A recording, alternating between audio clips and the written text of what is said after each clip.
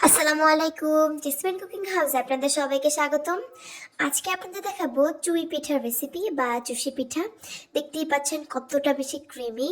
চুই পিঠা বা চুষি পিঠার নাম শুনলেই অনেকেই মনে করে এটা বানানো অনেক বেশি ঝামেলাদায়ক। তাদের জন্য স্পেশালি আজকের রেসিপি। আজকে আপনাদের চুই পিঠার A to Z রেসিপি দেখাবো। আর এভাবে একবার চুই পিঠা বানালে সবাই আপনার চুই পিঠার ফ্যান হয়ে যাবে। তো আর কথা না বাড়িয়ে চলুন আমরা রেসিপিতে চলে যাই। তো প্রথমে আম্মু এখানে নিয়ে নিয়েছি 2 কাপ পানি আর দিয়ে দিল স্বাদ মতো লবণ। তারপর এটাকে ভালোভাবে মিশিয়ে এটা বলক আসা পর্যন্ত ওয়েট করব। তারপর যখন এর মধ্যে বলক চলে আসবে তখন আমরা এখানে দিয়ে দিব 2 কাপ চালের গুঁড়া। আমরা এখানে শুকনো চালের গুঁড়াটা ব্যবহার করছি। আর 2 কাপ পানির জন্য কিন্তু 2 কাপই চালের গুঁড়া লাগবে, তাহলে একটা পারফেক্ট ডো হবে। তো চালের গুঁড়াটা দেওয়ার পরে খুন্তি দিয়ে একটু ফাঁকা করে দিল। তারপর এটাকে ঢাকনা দিয়ে ঢেকে দিবে 5 মিনিটের জন্য। 5 মিনিট পর ঢাকনা উঠিয়ে খুব ভালোভাবে এটাকে নেড়ে দিবে। তো আমাদের আটার খামি বানানো শেষ। এখন আমরা এটাকে হাতের সাহায্যে ভালোভাবে মেখে নিবে এবং একটি ডো বানিয়ে নিবে।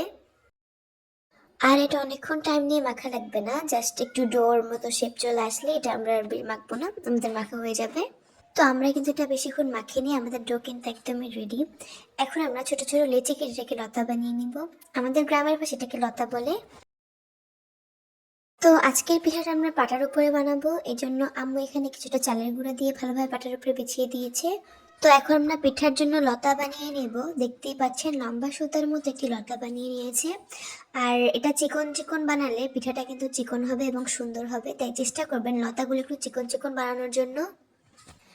তো আমরা ফার্স্টে অনেকগুলো লতা বানিয়ে নেব, তারপর আমরা পিঠাগুলো বানানো স্টার্ট করব।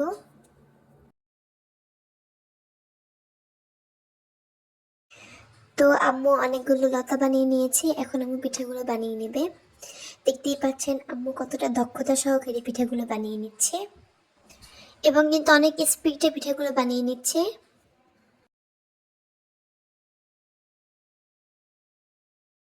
তো আম্মু সবগুলো পিঠা এখানে বানিয়ে নিয়েছে। দেখতেই পাচ্ছেন কতটা বেশি সুন্দর হয়েছে। একটাও কিন্তু এরকম হয় নাই যে সুন্দর হয় নাই, সবগুলো কিন্তু অনেক বেশি সুন্দর এবং পারফেক্ট হয়েছে। আর আজকের আমরা চুই পিঠাটা রাইস কুকারে বানাবো। তো এই জন্য প্রথমে আমরা এখানে দিয়ে দেব 1 লিটার পরিমাণ গরুর দুধ। তারপর আমরা এখানে দিয়ে দেব 3টি এলাচ এবং একটি দারচিনি। তারপর এটাকে ভালোভাবে নেড়ে দেব। আপনারা যদি এলাচের ঘ্রাণটা পছন্দ না করেন তাহলে এটা স্কিপ করতে পারেন, কোনো সমস্যা নেই।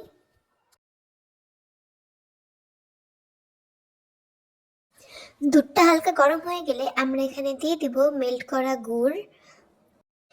তারপর এটা দেওয়ার পরে ভালোভাবে এটাকে নেড়ে নিব।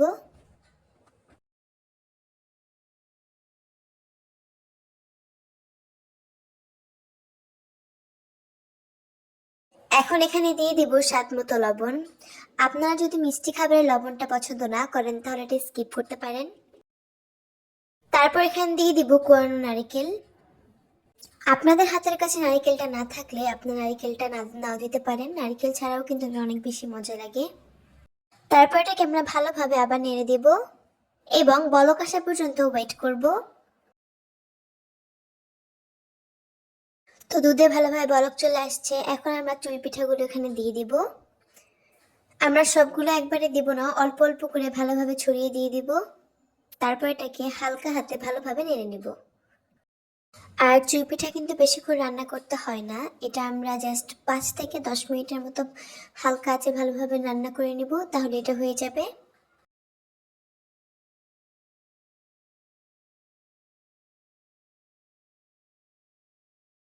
তো প্রায় 10 মিনিট আমরা এটাকে রান্না করে নিয়েছি।